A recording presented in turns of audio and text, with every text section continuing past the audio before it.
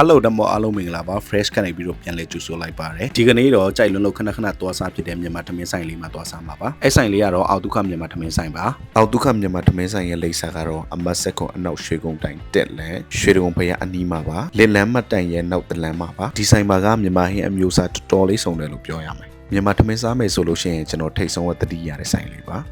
ဆိုင်ထဲတော့အများကြီးတိတ်ရိုက်မပြတော့ဘူးဘာဖြစ်လို့လဲဆိုတော့လူရန်ကြားနေပါတယ်ဆိုင်ရောမနေ့၈နိုင်ခွဲကနေပြီးတော့ည၈နိုင်ထိဖွင့်ပါတယ်ပိတ်ရမရှိပါဘူးအခုပြတဲ့ဟာလေးတွေကတော့ဒီနေ့ကျွန်တော်စားမယ့်ဟင်းပွဲလေးတွေပါဟင်းပွဲလေးတွေကတော့တပွဲကို1000ဝန်းကျင်ဖြစ်ပါတယ်ဗမာချက်စီပြန်လေးရဲ့ငရက်အချင်းဟင်းလေးရပါမြန်မာထမင်းဟင်းဆိုတော့တိုးစရာတော့မပါမဖြစ်ပေါ့နော်ပြီးတော့ဂွေတီထောင်းလေးရဲ့ဆိုင်ရပေးတဲ့ဟင်းကြိုလေးရပါ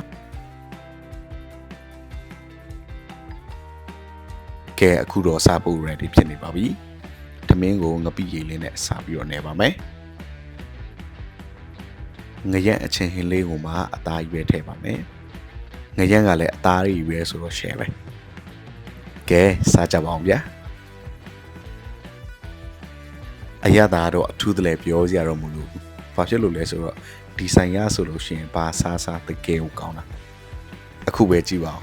ကိုတီထောင်းလေးနဲ့သမင်းကိုနေစားလိုက်ရတဲ့အရသာလေးတကယ်ကိုအရှဲကိုကောင်းတာ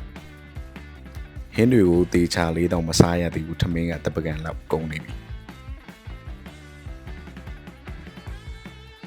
ကဲလိုက်ပွဲယူပြီးတော့ဗမာချက်စီပြန်ဟင်းလေးနဲ့ထပ်ပြီးတော့နေစားပါမယ်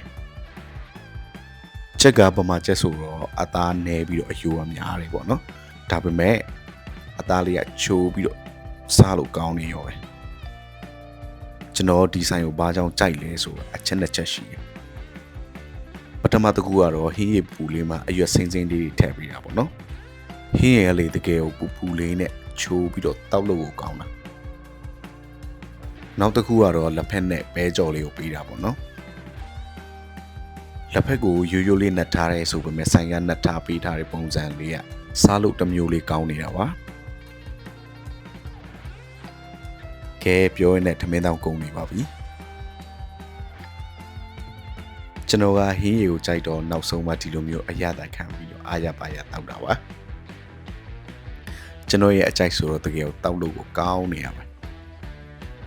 ကဲဟင်းရည်တောက်လို့ပြီးပြီဆိုတော့နောက်တစ်ခုကတော့ဆန်ရက်ချပေးထားတဲ့လက်ဖက်ရည်ထက်ညက်ခဲရပါစတင်ပြီးတော့ဆွဲပါတော့မယ်အောက်ဒုက္ခမြန်မာထမင်းဆိုင်မှာချပေးထားတဲ့လက်ဖက်နဲ့ပဲကြော်ကတော့ကျွန်တော်ရဲ့အကြိုက်ဆိုတော့အားရပါရစားလိုက်ပါတယ်အလကားရတာဆိုတော့ဂုံတက်ထိစားလိုက်တယ်ပေါ့နော်ဒီဗီဒီယိုလေးကိုအဆုံးထိကြည့်ပြီးလို့အထူးပဲကျေးဇူးတင်ပါတယ်နောက် vlog တင်မှာပြန်ဆောင်ကြမယ်နော်အားလုံး bye bye